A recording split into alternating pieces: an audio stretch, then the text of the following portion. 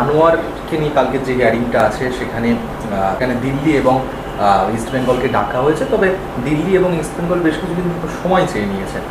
এই বিষয়ে মানে আপাতত মোহনবাগানের কি স্ট্যান্ড সেই বিষয়টা নিয়ে যদি আপনি বলেন। কয়েকদিন আগে ইস্ট বেঙ্গলের এজিএম হয়েছিল কোনো একটি বড় হোটেলে, সেখানে একটা কর্মকর্তাদের লিস্ট বেরিয়েছিল। কালকে আমি জানতে পারলাম, আজকের একটা জানতে পারলাম একটি আপনাদেরই চ্যানেলের মাধ্যমে, যে ওখানে একটি কর্মকর্তার নাম বাদ পড়ে গেছিল। ওদের মনে হয় নতুন কর্মকর্তা হয়েছেন রঞ্জিত বাজাজ। কারণ রঞ্জিত বাজাজ জানাচ্ছেন ইস্টবেঙ্গল পিএসসি মিটিং অ্যাটেন্ড করবে। ইস্টবেঙ্গলের অফিসিয়ালরা তো জানাবে, রঞ্জিত বাজাজ কবে থেকে ইস্টবেঙ্গলের অফিসিয়াল হলো আমার জানা নেই। হয়তো নতুন কর্মসমিতিতে উনি এসছেন, কিন্তু ইস্টবেঙ্গল এতদিন জানাননি। তো এটা আমার কাছে খুব আশ্চর্য লেগেছে। তার মানে ইস্টবেঙ্গলের আইদার উনি এজেন্ট, অথবা উনি ইস্টবেঙ্গলের নতুন কর্মসমিতির সদস্য, বা কোম্পানির ডিরেক্টর।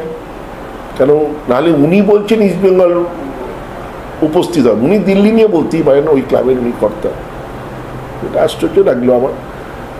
এবং আমরা আমাদের ডেট ছিল 8 তারিখের মধ্যে আমাদের সাবমিশন করা। আমরা কালকে রাত্রির মধ্যে আমরা জমা করে দিয়েছি। আমরা চাইছি যত তাড়াতাড়ি সম্ভব এইটাকে নিষ্পত্তি হোক, এর হিয়ারিং করে অর্ডার দেওয়া হোক। কিন্তু যদি যারা কারোর কেউ যদি কালপ্রিট হয়, তারাই সময় চায়, কারণ উত্তর সাজাতে পারছে না।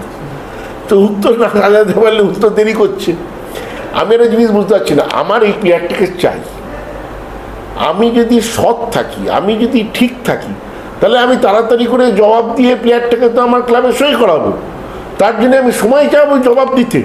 উল্টে আমি কি করতাম, আমার তো ড্র্যাগ করা উচিত ছিল, যত ডিলে করা যায় ইস্টবেঙ্গলের সই করানোর জন্য। সেখানে আমি জমা দিয়ে দিচ্ছি উত্তর দিয়ে, আমি বলছি না ইমিডিয়েট হিয়ারিং করো, কারণ আমি জানি তো আমি সঠিক পথে আছি, আমি ঠিক পথে আছি। তো সেখানে আমার কাছে সব ব্যাপারটাই হাস্যস্কর লাগছে। এবং কেউ এখানে বাচ্চা নয়, পিএসসির অত্যন্ত বিদগ্ধ মানুষরা বসে আছেন। আইন অনুসারেই তারা, আমি আশা করি যে অর্ডার হবে। এবং আমি চাই কালকেই এর নিষ্পত্তি হোক। যদি একান্ত কালকে না হয়, তাহলে দুদিনের মধ্যে হোক। যত তাড়াতাড়ি নিষ্পত্তি হবে, প্লেয়ারটারও ভালো হবে। আমরা কখনোই কোনো প্লেয়ারের বিরোধী নই, কিন্তু ওকে নিশ্চয়ই কেউ বাধ্য করেছে অন্যায় কাজ করাতে। সেটা সবার সামনে বেরিয়ে আসুক এবং সঠিক পথে সঠিক আইনের দ্বারা এটা মানুষের কাছে আসুক।